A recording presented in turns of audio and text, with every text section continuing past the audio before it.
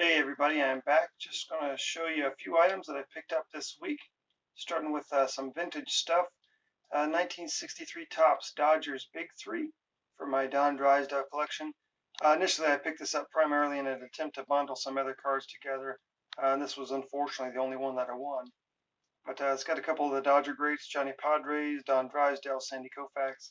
Just a VGX4 and typically much lower grade than I do pick up things, but like I said, trying to bundle it with some other cards to combine shipping and ended up winning it. So it's still a cool card. A little worn on the edges, but still a neat piece of history for the Drysdale collection. And then hopefully trying to avoid the glare a little bit here. This 1974 Topps. You can see that in 74 they did an all-star card and they combined both the National and American League all-stars for each position. In this case, it's third base with Ron Santo and Brooks Robinson. So two Hall of Fame third basemen there commemorated in that card. And then on to a colorful set, the 75 Topps set. And this is a highlight commemorating Al Kalines joining the 3,000 hit club. It also is Kaline's last card as a player. Topps didn't give him a regular issue 75, just this highlight card. So 74 was his last actual physical player's card. Still good colors on that. That's actually nicely centered. It's a really sharp looking near mint 7. On to 78 Topps here in this Fergie Jenkins and a mint 9. Fergie was a great pitcher. It's a very sharp, well-centered card. Another sharp centered card here. This, or not necessarily centered, but just a sharp card. This Vicente Romo from 74 Topps. Now, if you'll notice, he's got a San Diego Padres uniform on, but it says Washington of the National League. And Topps made a couple of these variations for several players on the San Diego Padres set. I think maybe some speculation that the team was going to move, but ultimately didn't happen, and Topps pulled it. These Washington variations are much rarer than the normal San Diego Padres one. So I just picked this up in an auction because of the rarity of it. And then on to 81 Topps, more of the junk wax era here. Steve Carlton commemorates him being the all-time left-handed strikeout leader. Past player by the name of Mickey Lolich, which you very rarely hear about Mickey Lolich, but he was a dominant pitcher in the mid to late 60s and early 70s for the Tigers primarily, but passed him, and he's got a batting helmet on. I don't know what that's all about.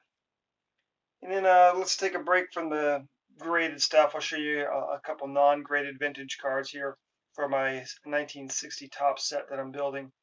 This is Luis Swipes the base. This is the last All-Star card from that set that I needed. Not All-Star, excuse me, World Series card.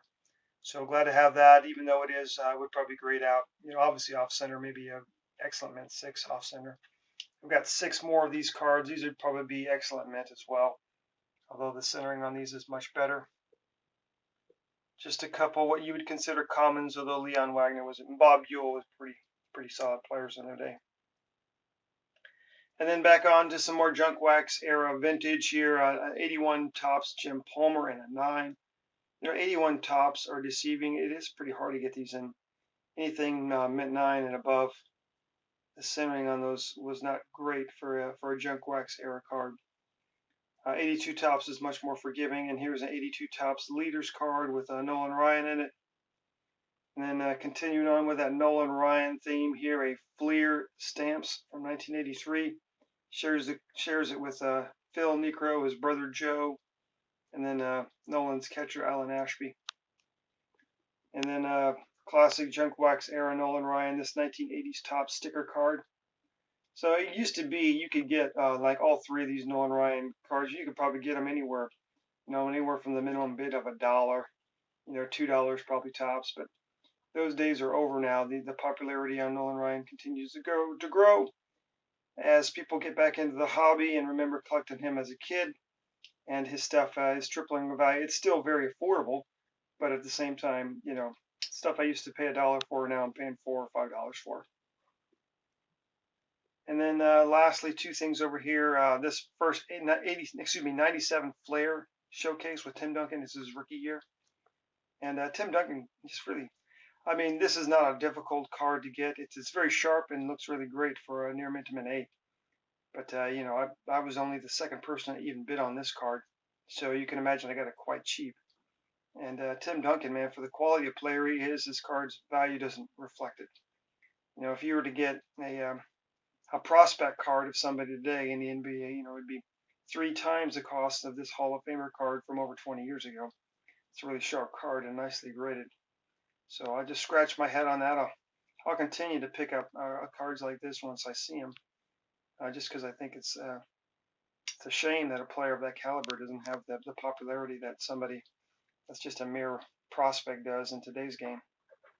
And then over here, this is an odd piece, and I'll bring it around this way to show it to you. I have this card already. I actually have this set raw. This is the 1936 Carreras. It's a tobacco card, and it commemorates some of the famous airmen and airwomen of the era.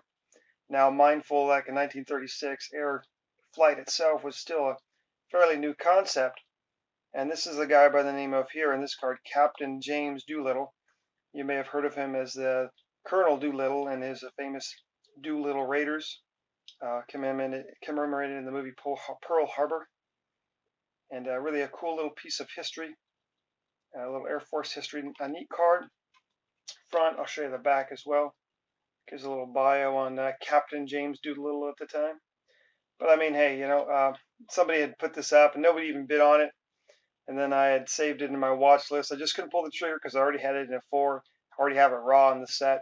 And then the seller relisted it and took a few dollars off it, and I just picked it up on a buy it now. I mean, it's a near mint 7. It's from 1936. So how often are you going to get a piece of cardboard from 1936 in a near mint 7 or near mint 7? Not very often. Just a cool little piece of history. It's more of a personal thing for me then.